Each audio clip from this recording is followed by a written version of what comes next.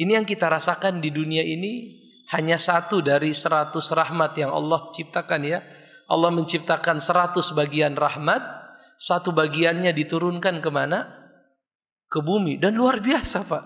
Gara-gara satu bagian dari rahmat itu kita mendapatkan singa tidak memangsa anaknya.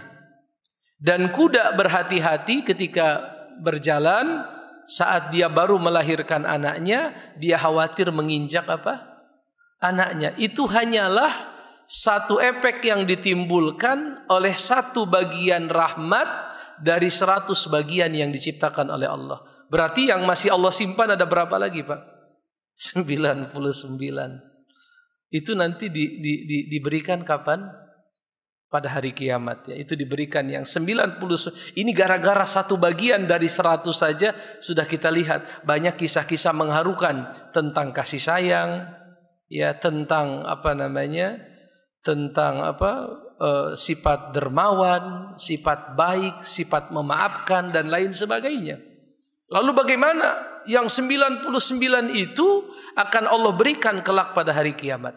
Innal ladzina amanu wa 'amilus solihati kanat lahum jannatul firdausi nuzula khalidina fiha la yabghuna 'anha hiwala. قل لو كان البحر مدادا لكلمات ربي لنفد البحر قبل أن تنفد كلمات ربي ولو جئنا بمثله مددا. بسم الله الرحمن الرحيم. السلام عليكم ورحمة الله وبركاته. Alhamdulillahi Rabbil Alamin. Wassalatu wassalamu ala ashrafil anbiya'i wal mursalin wa ala alihi wa sahbihi ajma'in. Asyhadu an la ilaha illallah wahdahu la syarika lah wa asyhadu anna Muhammadan abduhu wa rasuluh la nabiyya ba'dah. Ya ayyuhalladzina amanu taqullaha haqqa tuqatih wa la tamutunna illa wa antum muslimun wa ba'd. Para hadirin jamaah salat maghrib Masjid As-Saf yang mudah-mudahan diberkahi oleh Allah Subhanahu wa ta'ala. Di kesempatan malam yang berbahagia ini melanjutkan pembacaan kitab Tahdzib Al-Bidayah wan Nihayah yang diringkas oleh beberapa orang ulama dan dicetak oleh Pustaka Darussalam Saudi. Ringkasan kitab ini banyak, tapi yang kita pakai adalah cetakan Darussalam lin Nashr wa Tauzi. Di pertemuan terakhir, di pertemuan sebelumnya, para hadirin jamaah salat maghrib rahimakumullah, kita sudah sampai kepada sebuah hadis yang diriwayatkan oleh Imam Muslim dari hadis Abu Hurairah radhiyallahu taala di mana di dalamnya diceritakan tentang tahapan penciptaan bumi. Ya. Hadisnya berbunyi, khalaqallahu at-turbata yauma as-sabt. Allah menciptakan tanah pada hari Sabtu, menciptakan jibal. Jibal itu adalah gunung pada hari Ahad, menciptakan pohon itu pada hari Senin, menciptakan al-makruh yaitu hal-hal yang dibenci, hal-hal yang buruk itu pada hari Selasa. Kemudian diciptakan cahaya pada hari Rabu. Kemudian Allah sebarkan makhluk hidup pada hari Kamis. Dan Allah menciptakan Nabi Adam ba'dal asr yaumal jumu'ah, setelah asar di hari Jumat ya. Hanya saja walaupun hadis ini adalah hadis yang diriwayatkan oleh Imam Muslim, Imam Ahmad dan yang lainnya, hadis ini banyak mendapatkan komentar daripada imam-imam ahli hadis. Di antara yang mengomentari hadis ini adalah Imam Al-Muhaddits Ali ibnu Madini rahimahullahu ta'ala. Beliau seorang imam ahli hadis. Begitupun di antara yang mengomentari hadis ini adalah Al-Imam Al-Bukhari. Tentunya ini Amirul Mukminin fil hadis. Begitupun di antara yang mengomentari hadis ini adalah Al-Baihaqi. Komentar-komentar mereka berpusat pada satu kesimpulan bahwa ini bukanlah ucapan Nabi sallallahu alaihi wasallam. Tetapi ini adalah cerita yang besar kemungkinan didengar oleh Abu Hurairah radhiyallahu taalaan dari seorang yang bernama Ka'ab al-Ahbar. Ya, Ka'ab al-Ahbar bin Mani al-Himyari. Beliau ini seorang Yahudi, ulama ya, bukan hanya orang biasa, yang masuk Islam pada masa kekhalifahan Abu Bakar As-Siddiq. Dan beliau melewati periode yang cukup panjang, pernah mengalami hidup di masa jahiliyah, lalu pernah mengalami hidup di masa diutusnya Rasulullah, dan baru masuk Islam pada masa siapa? Abu Bakar As-Siddiq. Dan beliau dikenal sebagai seorang ulama besar di kalangan orang-orang Yahudi yang banyak menceritakan kisah apa namanya? Kalau cerita Yahudi itu Israiliyat ya. Nah, ini menurut para ulama besar kemungkinan apa yang diriwayatkan oleh Abu Hurairah ini bukan ucapan Rasul, tetapi adalah cerita-cerita apa? Israiliyat. Dan memang kita melihat ada kejanggalan. Kata Al-Imam Ibnu Katsir, paling minimal kejanggalannya ada dua. Yang pertama, innahu laisa fihi dzikru khalqis samawat. Di dalam hadis ini tidak muncul penyebutan tentang kapan langit diciptakan. Jadi 7 hari itu full menciptakan apa? Menciptakan bumi saja. Ciptakan tanah, diciptakan pohon, diciptakan makhluk, diciptakan Nabiullah Adam alaihissalam. Itu full selama 6 hari itu hanya menciptakan apa? Bumi saja. Itu kejanggalan yang pertama. Kejanggalan yang kedua, fihi dzukira khalqul ardi wa ma fiha fi sab'ati ayyam. Di dalam hadis ini disebutkan bahwa penciptaan bumi dan apa yang ada di atasnya itu dilakukan selama 7 hari. Padahal di Al-Quran penciptaan bumi itu 4 hari ya. Penciptaan langit 2 hari. Oh, berarti Ustadz dalam Sahih Muslim ada juga hadis yang apa? Hadis yang dhaif misalnya. Iya Pak, kalau 1 dari 5.000 atau 6.000 ya tidak apa namanya? Tidak berpengaruh ya. Kalau kita menggunakan analogi dari hadis Nabi, idza kanal ma'u kullataini lam yahmilil khabath. Kalau air sudah lebih dari apa? 2 kulah, maka dia tidak bisa terpengaruh oleh najis. Jadi kalau ada danau yang sangat luas, berisi air yang sangat banyak, seandainya pun ada orang yang mohon maaf membuang kotoran ke sana, apakah kotoran itu akan merusak kondisi air? Tentunya tidak. Karena yang dijadikan ibrah, yang dijadikan ukuran adalah yang paling dominan.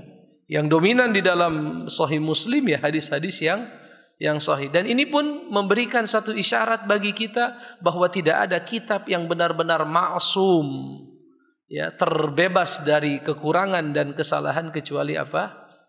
Al-Quran. Hanya saja ya Sahih Muslim ya telah disepakati oleh para ulama sejak dahulu sampai saat ini sebagai salah satu referensi atau rujukan di dalam masalah apa hukum-hukum Islam ya, baik yang kaitan dengan fikih ataupun kaitan dengan akidah dan lain sebagainya. Jadi satu hadis ini tidak menjadikan kita ragu kepada apa? Hadis atau kitab Sahih Muslim, sebagaimana dari zaman ke zaman tidak pernah ada keraguan di antara para ulama. Itu pembahasan terakhir kita di pertemuan yang lalu para hadirin rahimakumullah.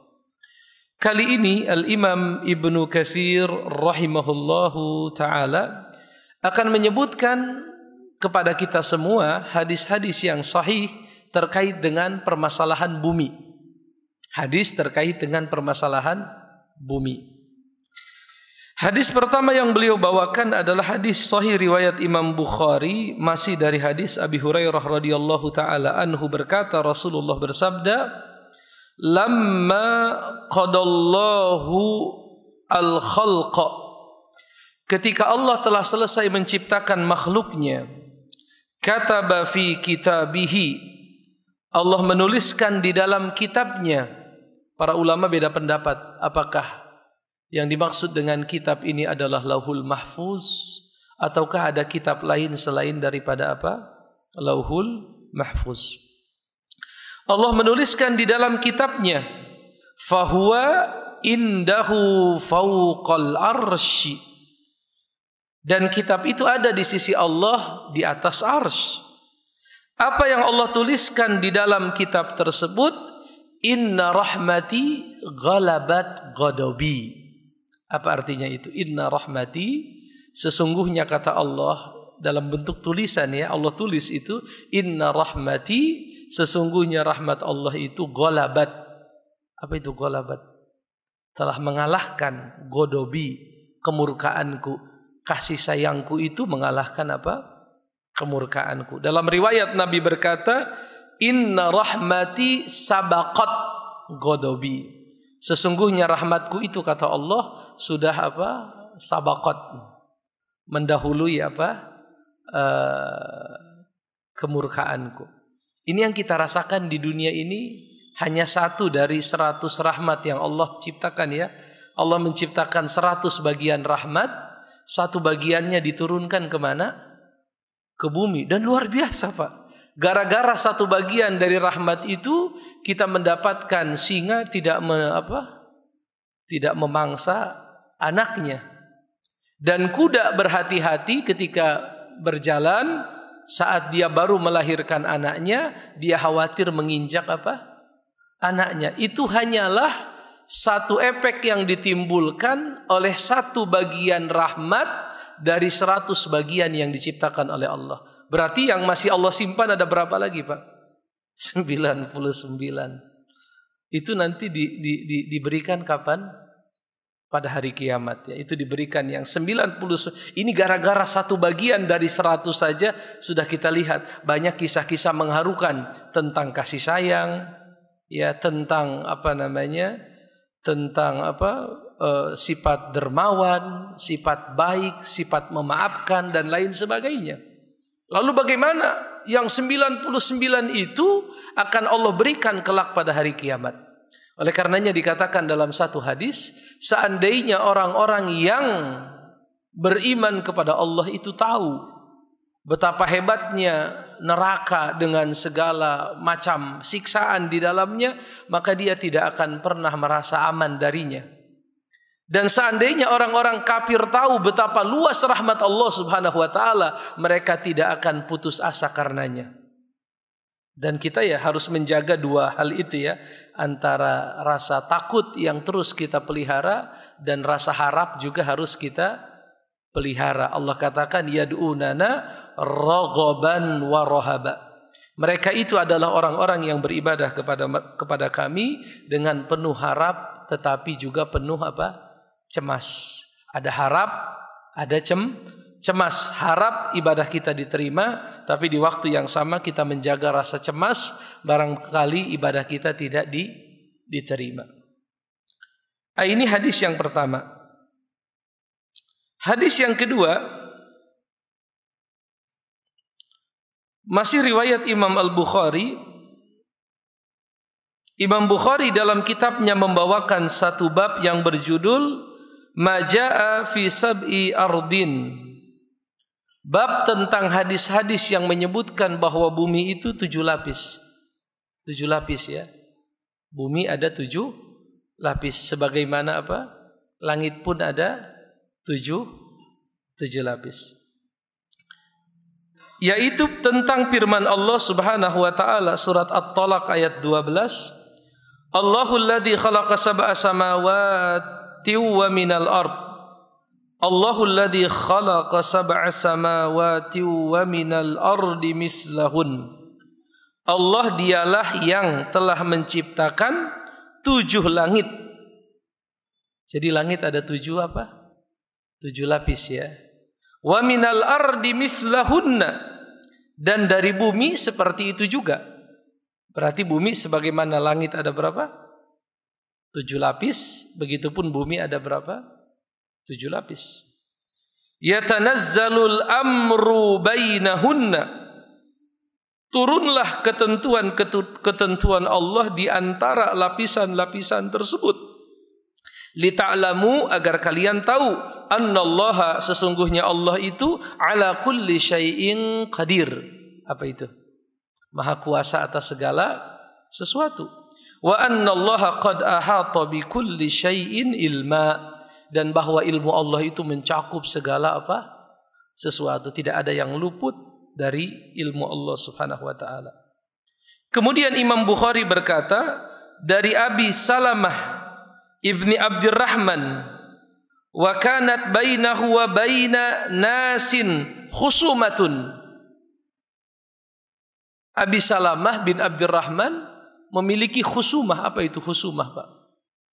Terjadi khusumah, perselisihan ya, antara beliau dengan orang lain ada khusumah. Khusumah perselisihan. Fi ardin, tentang masalah tanah. Maka Abi Salamah bin Abdurrahman datang menemui Aisyah. Berarti boleh ya? Laki-laki mengambil ilmu dari perempuan, boleh atau tidak? Ini ada yang menemui ibunda kita Aisyah untuk mengadukan permasalahan, boleh ya? Walaupun Allah bilang dalam Al-Quran itu harus apa? Miwarai hijab. Harus dari belakang apa? Tabir ya. Harus dari belakang hijab. Dan Ummul Mukminin Aisyah adalah seorang wanita yang banyak dijadikan apa itu? Referensi ya di dalam mengambil ilmu ya, ilmu-ilmu syariat. Kemudian dia ceritakan kepada ibunda Aisyah radhiyallahu taala anha. Faqalat, maka Aisyah radhiyallahu taala anha berkata, "Ya Aba Salamah, wahai Abi Salamah." Tadi Abi Salamah ada masalah tanah ya. Ada sengketa permasalahan tanah. Apa kata Aisyah? Ya Abi Salamah, ijtani bil arda. Udahlah, jauhi urusan masalah sengketa tanah. Jauhi masalah apa? Sengketa tanah. Kenapa? Fa inna Rasulullah sallallahu alaihi wasallam qaal, karena Rasulullah pernah bersabda, man zalama qaida shibrin tawaqahu min sab'i aradin. Barang siapa yang mengambil tanah walaupun 1 shibr. Apa itu shibr? 1 jengkal ya. Maka akan ditimpakan dengan 7 lapis. 7 lapis apa Pak? 7 lapis tanah tersebut. Berarti hadis ini dengan jelas mengatakan kepada kita bahwa tanah itu ada berapa lapis? Ada 7 lapis. 7 lapisnya nempel atau tidak nempel Pak? Nempel atau gimana? Kalau kita lihat tadi di surat At-Tolak ayat 12, itu sepertinya tidak benar-benar menempel secara langsung, tapi sepertinya ada ruang-ruang. Itu dipahami oleh para ulama dari kalimat yatanazzalul amru bainahunna. Perkara-perkara Allah turun di antara apa? Bainahunna, di antara lapisan-lapisan tersebut. Jadi ada 1 ruang. Misalnya Nabi berkata antara jarak langit pertama dengan jarak langit kedua itu ada apa? Ada jarak yang begitu. Artinya dia tidak langsung apa? Menempel seperti kita apa? Menyusun buku atau apa, tapi ada apa? Ada jarak yang ada menyisakan 1 ruang yang begitu luas menurut para ulama. Walaupun tidak ada tekstual tentang itu ya, tetapi lebih kepada pemahaman dari para ulama. Baik, jadi ini 2 hadis menceritakan bahwa bumi itu ada berapa lapis? 7. Ini bagi kita keyakinan ya. Bumi 7 lapis itu keyakinan. Walaupun sebagian golongan yaitu ahlul kalam ya, mereka meyakini yang dimaksud dengan 7 lapis bumi artinya 7 iklim bumi. Mereka mengartikan 7 lapis dengan 7 apa? Iklim. Iklim jamaknya aqalim. Iklim. Ada 7 iklim di mana? Di atas muka bumi, atau mungkin bisa diartikan 7 daerah yang ada di muka bumi. Tapi kata Ibnu Katsir ini tidak bisa diterima karena hukum asalnya hadis-hadis Nabi itu dibiarkan sesuai dengan zahirnya. Tidak boleh kita ubah maknanya tanpa memiliki, kata Ibnu Katsir di sini, bila mustanad wala dalil, kalau tidak memiliki sandaran ataupun dalil.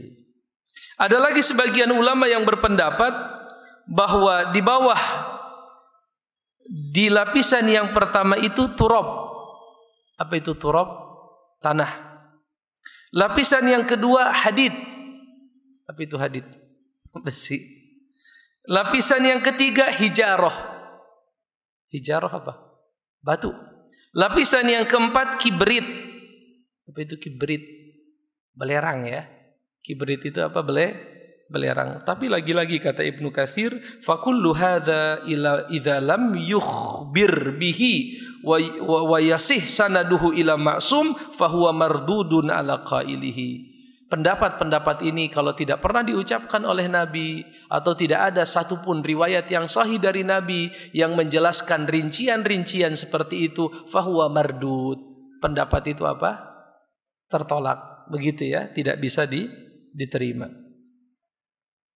Begitupun ada riwayat sebagaimana disebutkan oleh Imam Abu Ja'far At-Tabari bahwa Ibnu Abbas berpendapat pada setiap lapisan bumi ada berapa lapis tadi? Ada 7. Ada 7 makhluk yang mirip dengan manusia. Ini menurut siapa? Dikatakan di sini hakadzal atharul marwi an Ibnu Abbas. Ada juga riwayat dari Ibnu Abbas, beliau berkata fi kulli ardin minal khalqi mithlu ma fi hadhihi hatta adam ka adamikum Ibrahim ka ibrahimikum fa hadza dzakarah Ibnu Jarir mukhtasaran. Ada riwayat dari Ibnu Abbas bahwa di 7 lapis bumi itu setiap lapisnya ada apa? Ada makhluk seperti kalian. Ada Adam seperti Adam milik kalian. Ada Ibrahim seperti Ibrahim kalian.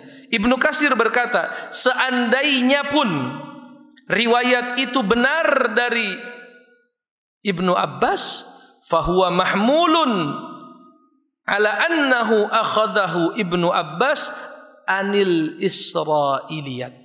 Kalaupun benar Ibnu Abbas mengatakan itu, ini masih diperdebatkan ya. Benar enggak Ibnu Abbas berpendapat demikian? Seandainya pun benar, ya ini besar kemungkinan adalah lagi-lagi kisah apa? Israiliyat yang tidak bisa dijadikan sebagai akidah. Ya dibaca aja tapi enggak perlu diapakan? Enggak perlu diapakan? Yakini. Enggak perlu juga diingkari. Jangan dibenarkan tapi jangan juga diapakan? Diingkari. Katanya begitu, tapi benar atau tidak wallahu a'lam bissawab. Jelas para hadirin? Senada dengan hadis yang tadi kita sebutkan, hadis Abi Salamah, ada hadis dari Salim dari bapaknya. Nabi berkata, man akhadha, barang siapa yang mengambil syai'an, sesuatu walaupun sedikit, minal ardi, dari tanah ya, maksudnya mengubah patok-patok tanah, bi ghairi haqqihi, yang bukan menjadi haknya, khusipa, maka dia akan ditenggelamkan bihi, dengan tanah yang dia curi itu, yaumal qiyamati, dan dia ditenggelamkan ila sab'i aradin, sampai akhirnya dia di bawah lapisan yang ke-7. Luar biasa Pak ya, ditenggelamkan kemana? Ke lapisan yang ke-7. Kita paling jauh berapa kilo ke bawah tanah yang hari ini dilakukan manusia? Ada yang punya informasi? Yang kerja di bagian tambang. Itu katanya kayak yang di Papua itu katanya apa, tambang bawah tanah terbesar di dunia ya. Itu 500 km kalau saya tidak salah. Ada jalur tambang di bawah tanah yang kedalamannya itu di satu daerah saja, Tembagapura atau apa itu ya. Itu mencapai berapa? 500 kilometer. Betul tidak? Siapa yang pernah ke sana? Tidak ada informasi. Tidak ada di sini yang bekerja di bagian tambang. Artinya itu bisa memberikan kita gambaran sederhana betapa luasnya apa? Ya walaupun mungkin belok-belok begitu ya. Mungkin berspiral begitu dan lain sebagainya. Tapi kan itu menunjukkan di satu wilayah itu bisa digali sampai berapa, dan itu mungkin lapisan pertamanya pun belum belum habis gitu ya, belum sampai di ujung. Artinya itu menunjukkan betapa luar biasa alam semesta yang diciptakan oleh Allah Subhanahu wa ta'ala. Itu riwayat yang ketiga.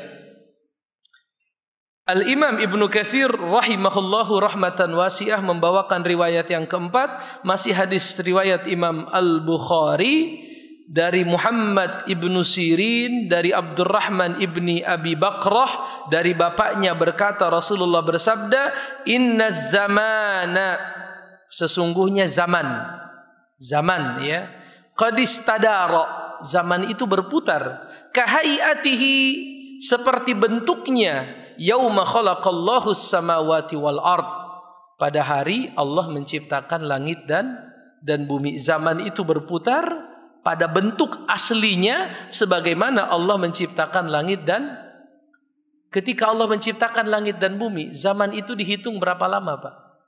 11 bulan, 12 bulan, 13 bulan? 12 bulan. Dan itulah ketentuan Allah sejak pertama kali Allah menciptakan langit dan bumi, bahwa hari atau zaman ada berapa?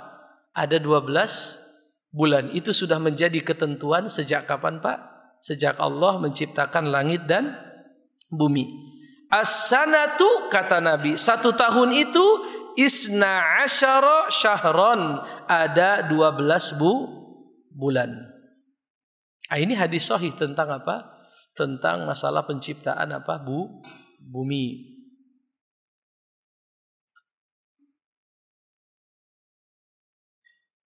Berarti 12 bulan yang hari ini kita lewati dalam 1 tahun, itu pula iddatus syuhuri indallah, itu pula bilangan bulan di sisi Allah Subhanahu wa ta'ala.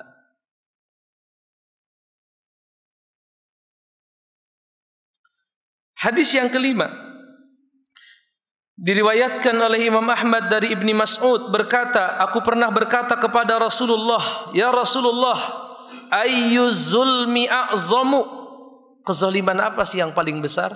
Kata siapa? Ibnu Mas'ud, Abdullah bin Mas'ud.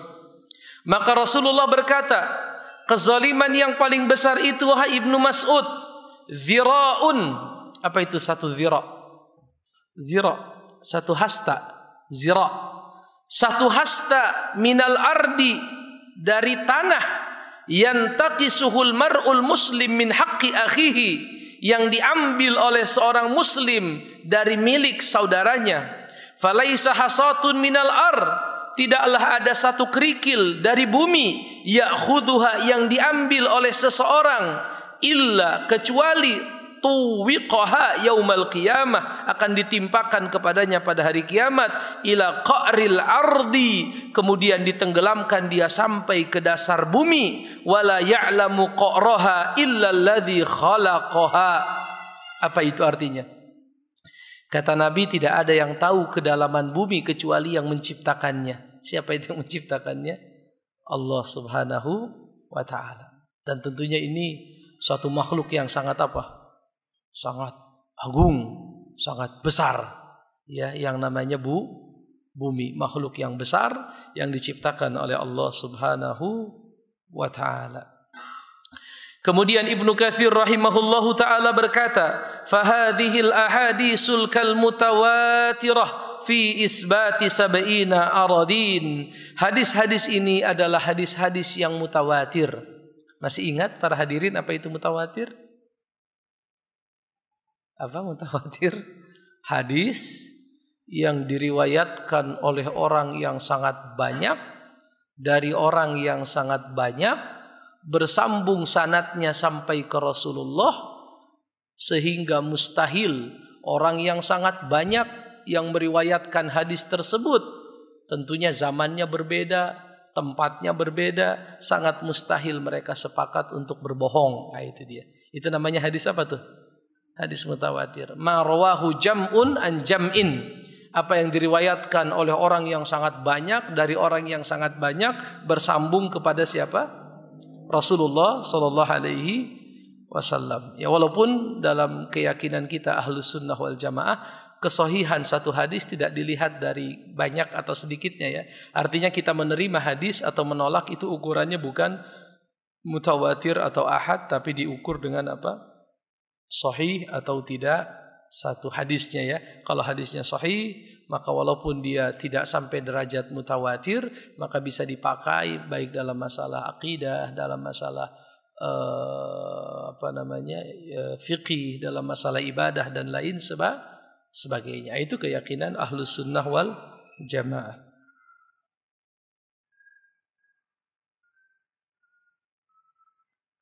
Baik.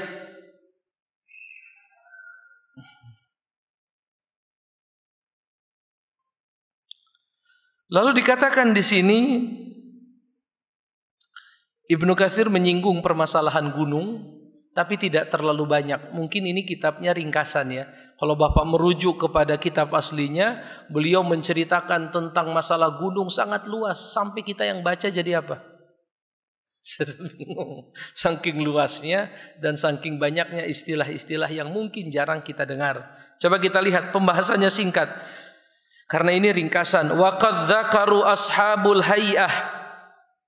Para ahli falak telah menyebutkan a'dad jibalil ard, jumlah gunung yang ada di muka bumi.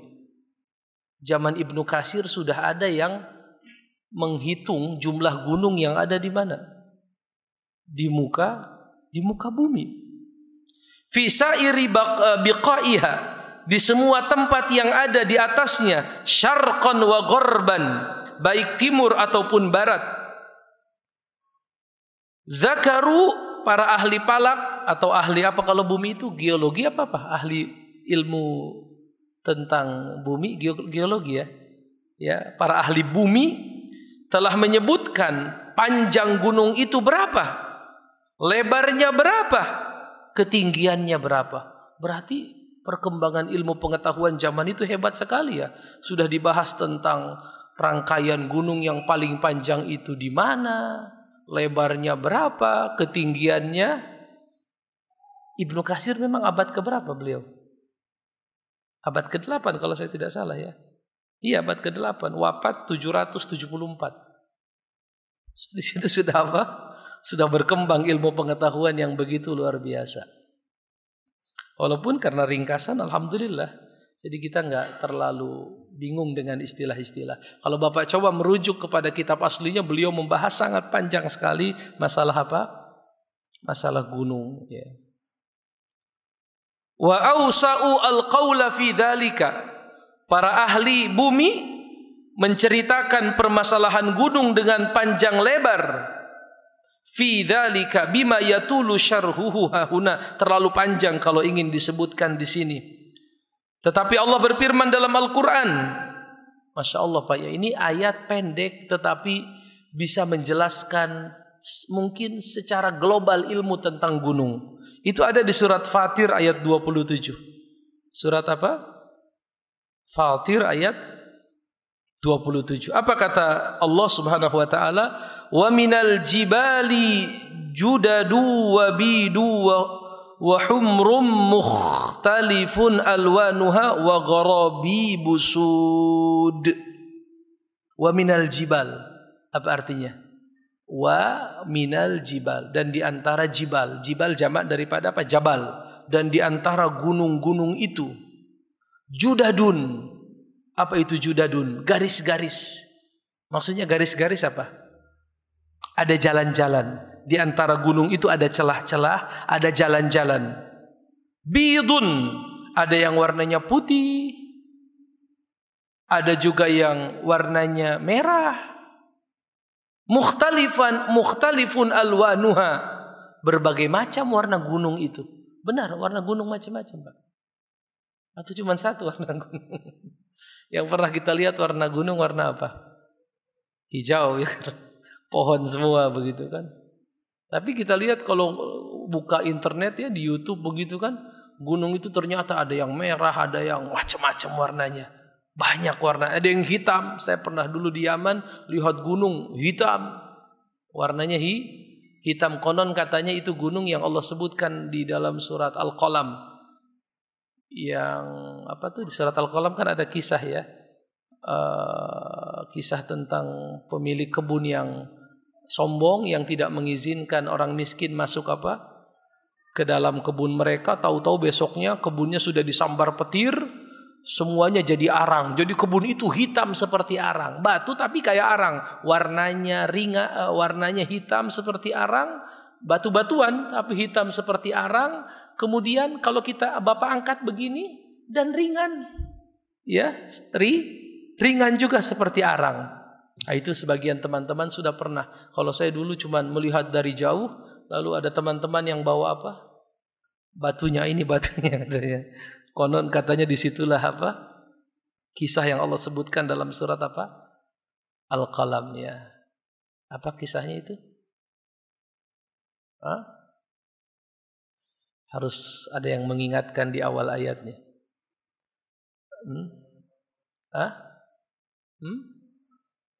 Inna balawnahum kama balawna ashabal jannati idh aqsamu la yasrimunnaha musbihin wala. Itu lanjutkan. Itu kisah tentang apa? Penduduk pemilik kebun yang sombong, yang pelit. Fatafa 'alaiha ta'ifum mir rabbika wa hum naimun fa asbahat qassarim. Ya, jadi ketika pemilik kebun itu tidur, Allah jadikan kebun mereka terbakar begitu kan? Itu kisahnya ada dalam Al-Qur'an. Itu hitam. Nah, di sini pun Allah berfirman, mukhtalifun alwanuha wa gharabi busud. Yang bermacam-macam itu warna gunung dan ada juga yang berwarna hitam, ya. Ibnu Abbas berkata, yang dimaksud dengan judadun adalah taraik, jalan-jalan.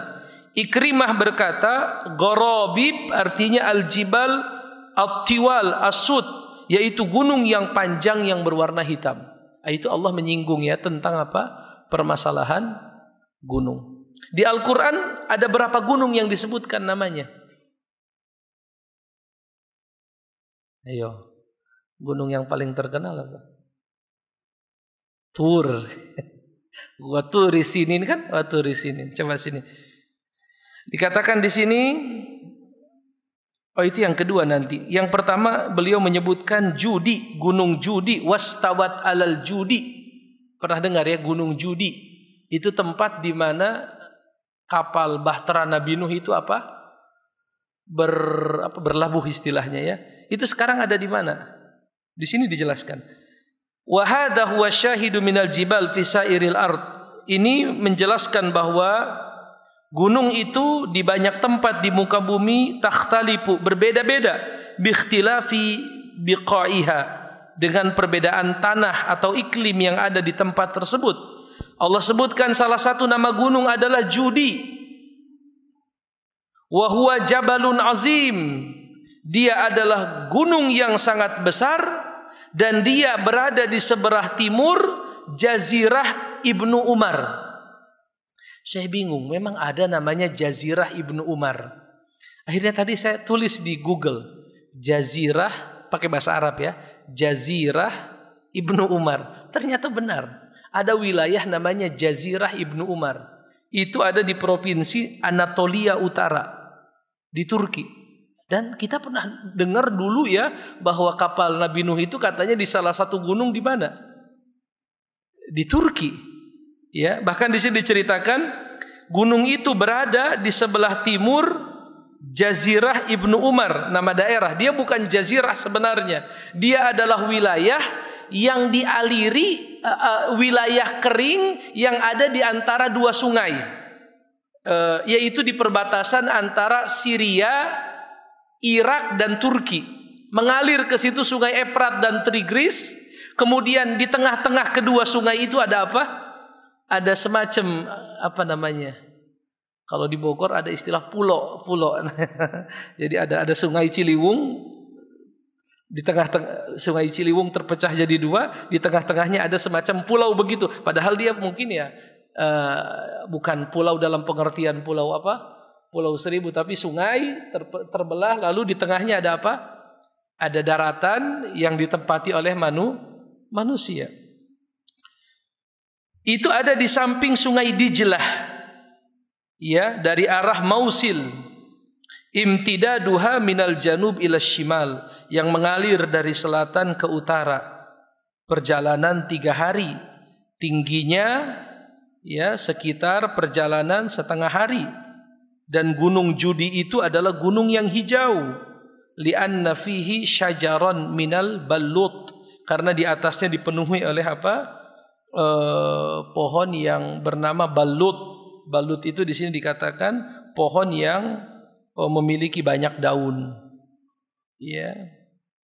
Dan di situ ada perkampungan yang bernama Qaryah As-Samanin, yang mana diyakini perkampungan itu adalah alladzina, perkampungan orang-orang yang najau, yang selamat pisapinah, di dalam perahu ma'anuh alaihi salam. Itu diceritakan oleh Ibnu Katsir ya. Jadi di Quran ada gunung yang Allah sebutkan namanya gunung apa?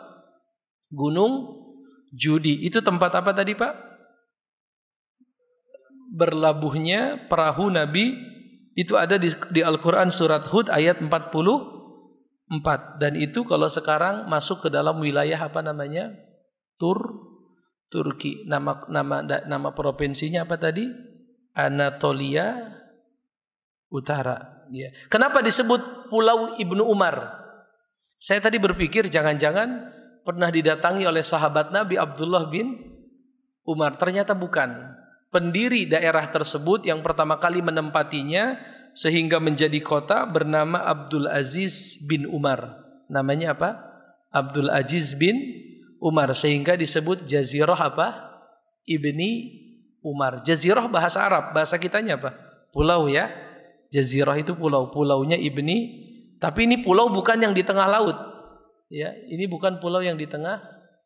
Ini jamnya benar, Pak. Memang belum isya. Yang ini. 1 menit lagi ya. Karena di sana sudah lewat berapa? Lewat 4 menit. Baik. Dan di antara gunung yang disebutkan oleh Allah adalah gunung apa? Sinai ya. Wattini wazzaitun apa? Waturi sinin ya. Yaitu Turi Sina. Kalau sekarang di mana itu Pak? Tur Sina. Masuk wilayah apa kalau sekarang? Tidak ada yang tahu. Tur Sinai. Itu wilayah Mesir. Ya, walaupun berbatasan langsung dengan Israel ya, Sinai, daratan apa? Sinai namanya ya, itu masuk ke dalam wilayah apa? Mesir ya, dia masuk wilayah Mesir dan di situ wilayah yang banyak terjadi apa? Konflik. Baik, dengan ini kita telah menyelesaikan pembahasan tentang bumi. Insya Allah di pertemuan yang akan datang kita akan bahas tentang Faslun fil bihari wal anhar, pasal tentang lautan dan sungai-sungai. Allah alam bisawab. Insyaallah setelah Isya kita buka sesi kedua untuk tanya jawab. Subhanakallahumma bihamdika asyhadu an la ilaha illa anta astaghfiruka wa atubu ilaik. Assalamualaikum warahmatullahi wabarakatuh.